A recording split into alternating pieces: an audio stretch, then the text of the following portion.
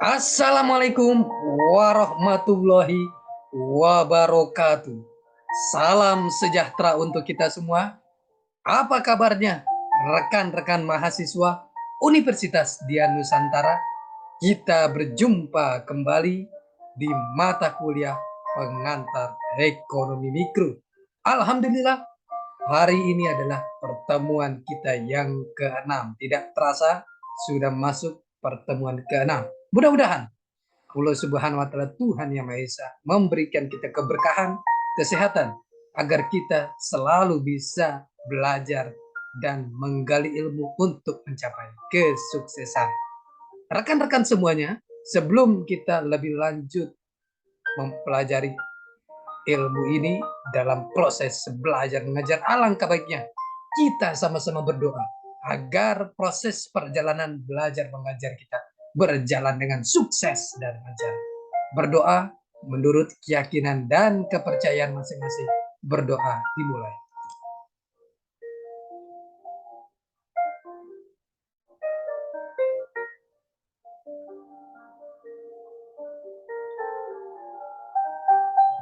Selesai.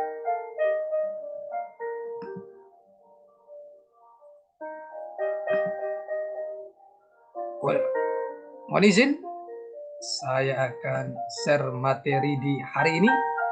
Alhamdulillah, hari ini temanya sangat menarik sekali, ya. Hari ini kita akan membahas tema mengenai konsep keseimbangan di pertemuan ke-6 hari ini. Apa itu konsep keseimbangan? Mari kita bahas. Konsep keseimbangan. Kalau kita lihat di sini, pembelajaran harga keseimbangan permintaan dan penawaran. Keseimbangan pasar atau equilibrium, yaitu suatu keadaan ketika jumlah barang yang diminta sama dengan jumlah barang yang ditawarkan pada harga tertentu. Ini adalah keseimbangan pasar atau equilibrium. Di dalam konsep keseimbangan,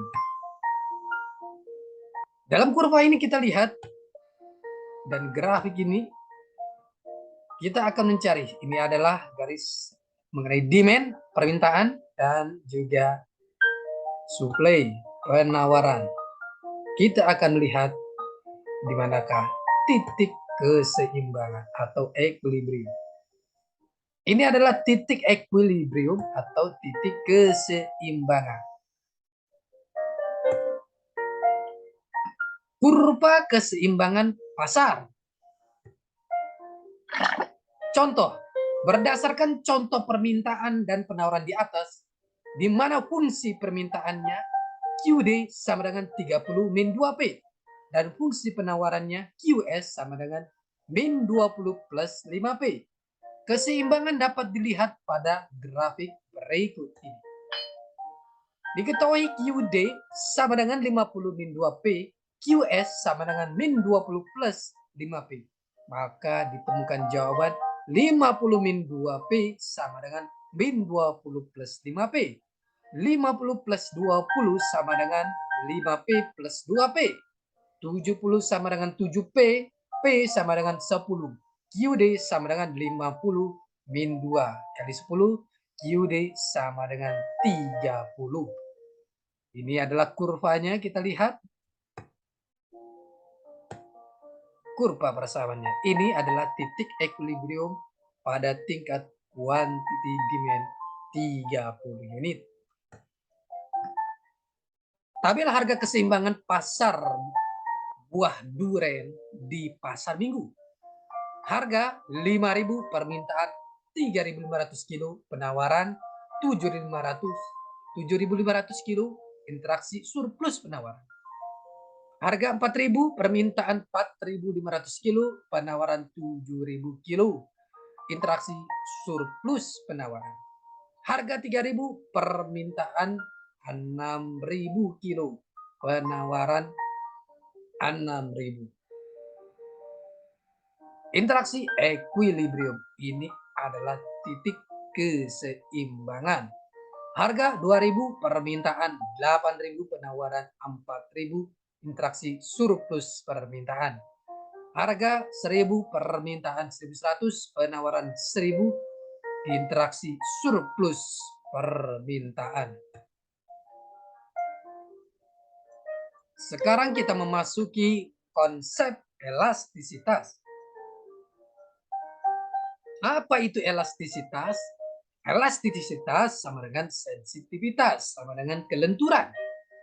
Elastisitas di sini berarti persentase perubahan variabel dependen jumlah barang terhadap variabel independen atau harga sebesar 1%. Ada hubungan sebab akibat. Berikut ini. Angka elastisitas harga.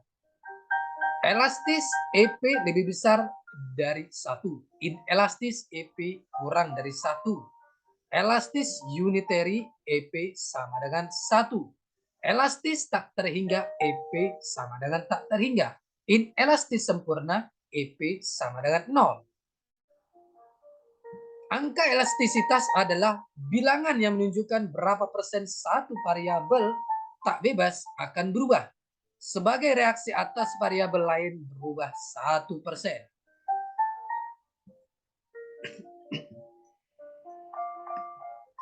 Angka elastisitas harga kita lihat di sini. Yang pertama, inelastis EP kurang dari 1. Bila harga P mengalami perubahan sebesar 1%, akan memberi pengaruh perubahan jumlah barang yang diminta atau ditawarkan Q lebih kecil dari 1%. 2. Elastis EP lebih besar dari 1. Bila P mengalami perubahan sebesar 1%, akan memberi pengaruh Q lebih besar dari 1%. 3. Unitary EP sama dengan 1. Bila P mengalami penurunan sebesar 1%, maka Q juga akan turun 1%. 4. Inelastis sempurna EP sama dengan 0. Permintaan atau penawaran tidak tanggap terhadap perubahan P. Dengan kata lain, berapapun harganya, permintaan atau penawaran Q akan tetap. 5. Elastis sempurna EP sama dengan tak terhingga. Konsumen atau produsen dapat mempunyai kemampuan untuk membeli atau produksi berapapun jumlah Q pada tingkat P tertentu. Di sini kita lihat jenis-jenis elastisitas. Ada elastisitas selang atau cross elasticity, ada elastisitas permintaan karena harga, ada elastisitas penawaran karena harga, dan elastisitas pendapatan. Ini kita bicara tentang elastisitas. Berikut adalah kurvanya. Tidak elastis sempurna, elastis sempurna, elastis uniter, tidak elastis, dan elastis. Selanjutnya kita masuk tentang perekonomian dua sektor. Apa itu yang dimaksud dengan perekonomian dua sektor? Yang dimaksud dengan perekonomian dua sektor adalah perekonomian yang terdiri dari sektor rumah tangga dan perusahaan. Aliran-aliran pendapatannya adalah sebagai berikut. Sektor perusahaan menggunakan faktor-faktor produksi yang dimiliki rumah tangga berupa gaji, upah, sewa, bunga, dan untung. Sebagian besar pendapatan yang diterima rumah tangga akan digunakan untuk konsumsi, yaitu membeli barang-barang dan jasa-jasa yang dihasilkan oleh sektor perusahaan. Sisa pendapatan rumah tangga yang tidak digunakan untuk konsumsi akan ditabung dalam institusi-institusi keuangan. Pengusaha yang ingin melakukan investasi akan meminjam tabungan rumah tangga yang dikumpulkan oleh institusi-institusi keuangan. Hubungan antara konsumsi dan pendapatan. A.